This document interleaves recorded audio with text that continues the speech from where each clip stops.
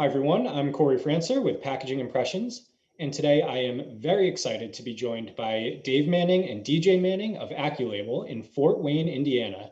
Accu-Label has installed the first 20-inch Durst Tau RSCI inkjet press in North America, and today Dave and DJ have joined us to share a little bit about their experiences with the press. Dave and DJ, thank you so much for joining us today, and welcome on. Thank you. Yeah. Before we dive into some of the specifics around the Durst, I was wondering if you guys could just give us a little bit of background on Accu-Label and some of the things that that the company's doing. Okay, well, we are in our 34th year. So we started out in a garage in 1987 with one press and worked our way through a couple of different facilities and ended up here in this one, which is about 38,000 square feet. We were primary Flexo up until 7 years ago. A customer approached us on improving our quality and giving him the I guess assurances that that we could consistently do his work, his body of work. This is a German company that bought a business over here in the States, and they were used to offset quality, and so we jumped into digital at that point, and it has really grown our business in the type of stuff that we do and the quality that we do, and really the speed, and so that's where the Tau came in. Was that we couldn't get it done quick enough, and we needed width, and we needed speed and quality, and this really fit all three. So, it's really bringing us into a new game, I guess, as far as our lead times and everything like that. Absolutely, that's perfect. So when Accu-Label was looking to get into digital, and you were going through the the exploration process and looking at the various platforms that were out there, what was it in particular about the Durst and the Tau platform that really led you in that direction and steered you towards the Durst and that platform in particular? Yeah, any key features or anything like that that really stood out when you were going through that process? Our biggest issue was finding the transition between digital and Flexo, where digital could hit the multiple SKUs, the color consistency, but the consumable pricing was high, the speeds were slow, and the widths weren't there. So the Tau really interested us because the consumable costs were half to a third of what we were used to seeing. The speeds were 3 to 5 times faster, and the 20-inch wide really took us to a new game with that. So that the consistency with the color has been great. That's been a really driving factor. That we haven't seen a reprint that has been so consistent. We do a lot where we reprint the same work, we reprint the same color with multiple SKUs, and the Tau's made it very easy to reload a job and hit print and know it's going to match the last time we ran it. So that's really saved us quite a few times from our current process to now where we're at with Durst. So since bringing the Tau on board at Accu-Label, what have been the applications and the areas that it's really thrived in? Anything stand out in terms of where it's really succeeded in terms of either market segments or applications that that you've been working on, and anything along those lines?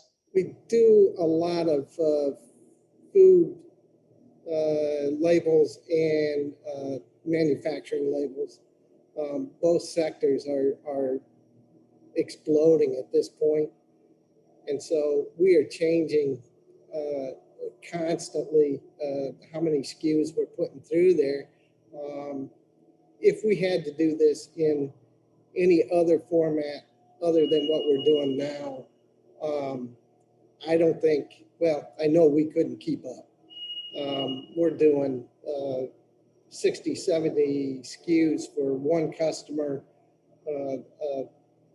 a week, and the changeovers are very minimal for us. So for that growth, he told us that he was going to have 30% growth. It's more like 40% that he had for this year. Had we had only flexo presses, we couldn't have changed over that many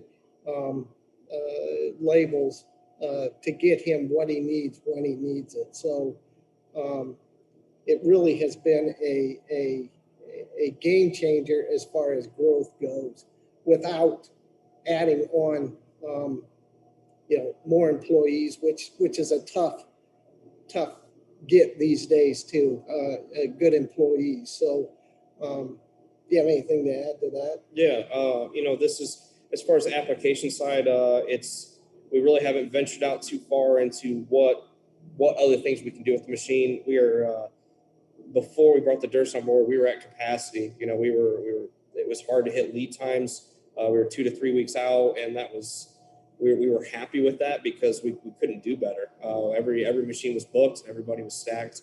So bringing the DERS on board has really helped us bring our lead times down. Whereas with the time we're in, the material lead times, material costs have gone through the roof. So the time you had to put it through your shop was being crept upon by both ways, customer demands and lengthened lead times. So really having the ability to put stuff through the shop faster has been kind of our help with this machine. But as far as the application side, we are just we're happy to get our work finally cleaned up and caught back up. So we're excited about the future, about where we're going to branch out to next with it. I just got to get to that light at the end of the tunnel to get the work cleaned up. But it's that's been our biggest drive with this. Since installing the press, have there been any other kind of key advantages that it's brought to the table for you guys in terms of anything else that stands out, or production volumes or anything along those lines since the install? Yeah, any other key advantages that come to mind? So August was a good transition month for us. That yeah. Business usually we're used to seeing 20 to 25% being digital and 75% being flexo. And August was a great month for us, and we showed that 47% of our business went onto the digital side, where we just had a lot of mid to low runs, a lot of copies that really were more profitable on the digital side. And August was a great month for us on both digital and flexo, but we saw more transition to the digital side than we've ever seen before just in that month. And that was mainly that was consumed all by the DERS, by this one press, one operator, one shift. So that was where I have 4 or 5 operators running flexo side. I had one operator on a DERS that almost matched everything the flexo side did.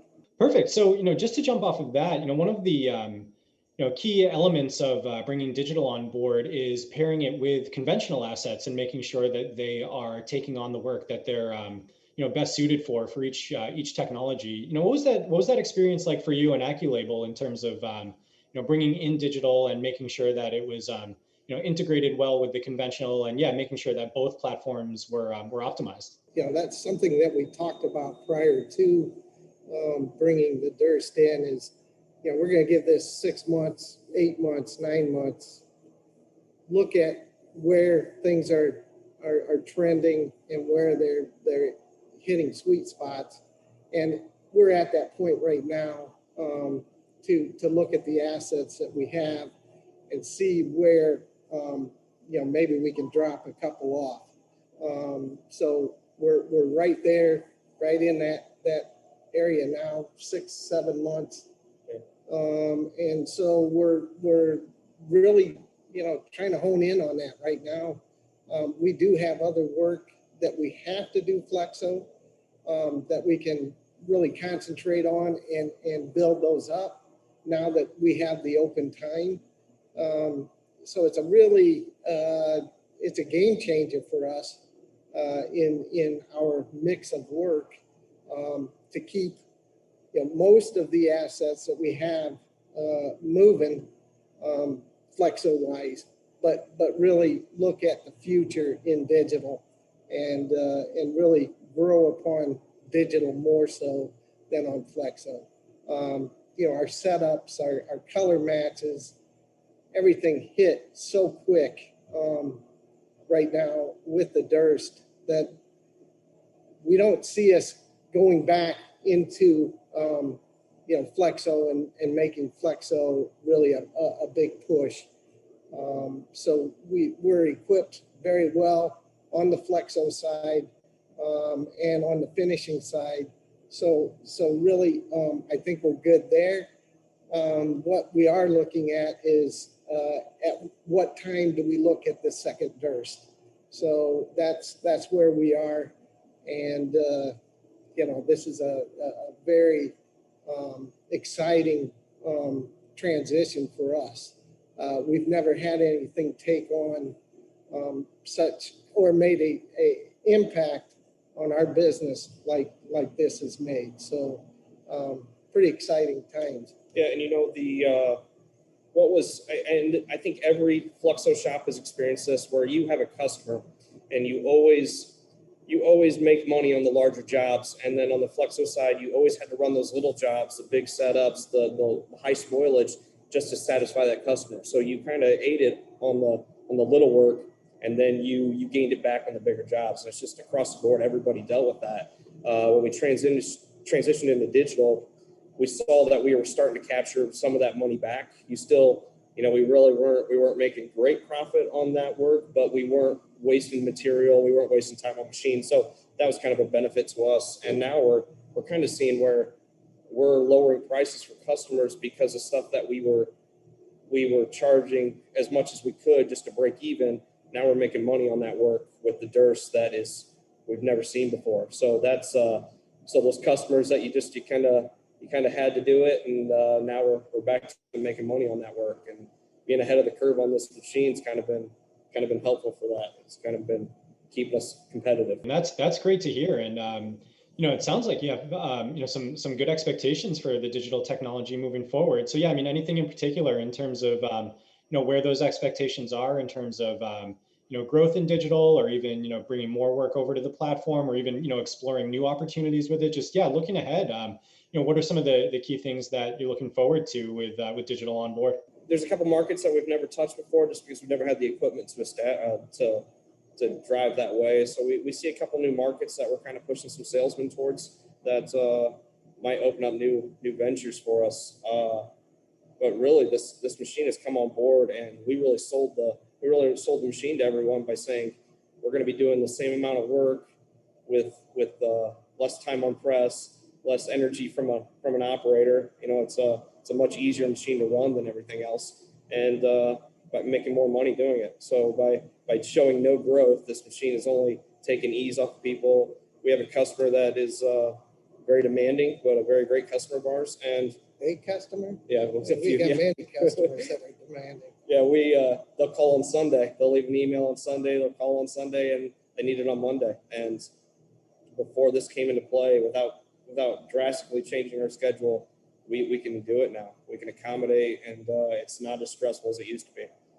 So that's with the expectations of this machine. And we're really hoping that it stays running. The great customer support, great tech support.